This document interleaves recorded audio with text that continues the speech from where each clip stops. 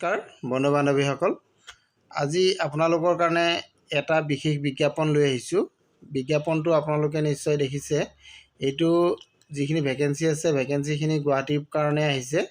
এইটো 22 জানুৱাৰী 2026 চনত প্ৰকাশ কৰা বিজ্ঞাপন হয়। ইয়াতে আপোনালোকে চাব পাৰিব বিজ্ঞাপনটো কি কি পদ আছে। মই পদকেইটা আপোনালোকক জনাই দিম। ইয়াতে আপোনালোকে চাওক, পদটো হৈছে এটা পদ আছে। এইটো ইয়াতে নিশ্চয় দেখা পাইছে আপোনালোকে, এটা পদ আছে। এইটো 4th গ্ৰেডৰ কাৰণে আহিছে পদটো, চকীদাৰ ভেকেঞ্চিৰ কাৰণে আহিছে। এইটো আনৰিজাৰ্ভ কেটেগৰীৰ কাৰণে পদটো দিয়া হৈছে। ইয়াত আনৰিজাৰ্ভ কেটেগৰী যিহেতু আছে, গতিকে সকলো কেণ্ডিডেটে আবেদন কৰিব পাৰিব।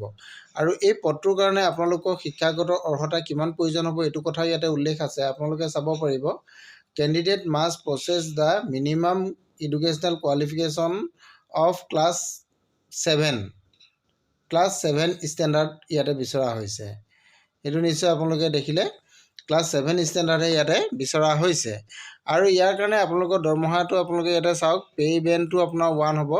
12,000 টকাৰ পৰা 52,000 টকালৈকে আপোনালোকৰ স্কেলটো হ'ব।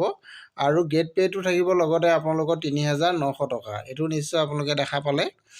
এতিয়া আমি আহোঁ এই পদকেইটাৰ কাৰণে আপোনাৰ বয়সৰ সীমাটো কিমান প্ৰয়োজন হ'ব। বয়সটো আপোনালোকে দেখিছে ইয়াতে 18 বছৰৰ পৰা আপোনালোকৰ 40 বছৰ বয়সলৈকে এই পদৰ কাৰণে আপুনি আবেদন কৰিব পাৰিব। ইয়াতে SC ST সকলৰ কাৰণে 5 বছৰ আপাৰ এজৰ ৰিলেক্সেশ্যন থাকিব। আৰু OBC আৰু MOBC সকলৰ কাৰণে 3 বছৰ ৰিলেক্সেশ্যন ইয়াতে থাকিব। আৰু এই পদকেইটাৰ কাৰণে আপুনি কেনেধৰণে আবেদন কৰিব। আবেদন কৰিবলৈ হ'লে আপুনি আছাম গেজেট পাৰ্ট 9ৰ যিখন ষ্টেণ্ডাৰ্ড ফৰ্ম আছে, এই ফৰ্মখন ফিল-আপ কৰিব লাগিব। ফৰ্মখনৰ লগত আপোনালোকৰ ডকুমেণ্টছসমূহ আপোনালোকে গাঁঠি দিব লাগিব।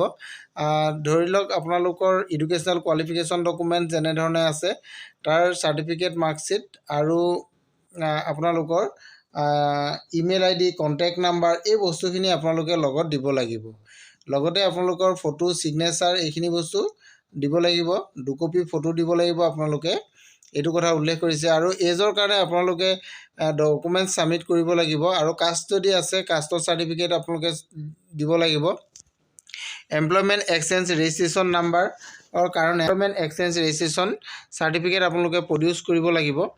এইখিনি বস্তু আপোনালোকে লগত ফৰ্মৰ লগত দিব লাগিব। ফৰ্মৰ লগত গাঁঠি দি আপোনালোকে ফৰ্মখন জমা দিব লাগিব এই এড্ৰেছত। এই এড্ৰেছটো চাওক, আপোনালোকে দিয়া আছে, the presiding officer, industrial tribunal, Guwahati, Hengrabari, Kamrup metro', Assam 781036। এই এড্ৰেছত আপোনালোকে ফৰ্মখন জমা দিব লাগিব। ফৰ্মখন জমা দিয়াৰ লাষ্ট ডেটটো আপোনালোকে ইয়াতে চাওক, লাষ্ট ডেটটো আপোনালোকৰ দিয়া হৈছে 3 ফেব্ৰুৱাৰী 2026 5 PM। অৰ্থাৎ আপোনালোকে 3 ফেব্ৰুৱাৰী বিয়লি 5 বজালৈকে আপোনালোকে ফৰ্ম জমা দিব পাৰিব। আৰু ইয়াৰ সবিশেষ জানিবৰ কাৰণে আপোনালোকে ইয়াৰ অফিচিয়েল ৱেবছাইট আছে। এইটো অফিচিয়েল ৱেবছাইটটো আপোনালোকে নিশ্চয় দেখা পাইছে। এই অফিচিয়েল ৱেবছাইটত আপোনালোকে গৈ ইয়াৰ সবিশেষ জানি ল'ব পাৰিব। আৰু যদি আপোনালোকে অধিক তথ্যৰ কাৰণে জানিব বিচাৰে, তেতিয়াহ'লে আপোনালোকে মোৰ ভিডিঅ' শেষত কমেণ্ট কৰিলেও মই আপোনালোকক সহায় কৰিবলৈ চেষ্টা কৰিম। বিজ্ঞাপনটোৰ যিটো নটিফিকেশ্যন আছে, নটিফিকেশ্যনটো আপোনালোকে হেডিঙত নিশ্চয় দেখা পাইছিলে যে ইয়াতে ডেটটো লিখা আছিলে গুৱাহাটী 22 জানুৱাৰী 2025 লিখিছিলে। এইটো একচুৱেলি ভুল কৰিছে, 2025 হ'ব নালাগে, 2026 হ'ব লাগিছিল। এতিয়া আপোনালোকে সবিশেষ দেখিলে, মই ইয়াতে আপোনালোকক ডেটটো নিশ্চয় দেখাই দিলোঁৱেই। লাষ্ট ডেটটো দেখি আপোনালোকে নিশ্চয় জানিব পাৰিছে। এইটো লাষ্ট ডেটটো আপোনালোকে চাওক, এপ্লিকেশ্যন ৰিচিভ লাষ্ট ডেটটো আপোনালোকৰ ইয়াতে দিয়া হৈছে যে 3 ফেব্ৰুৱাৰী 2026 5 PM। গতিকে সকলোখিনি কথা আপোনালোকক জনালোঁৱেই। আজিলৈ ইমানেই। Thank U.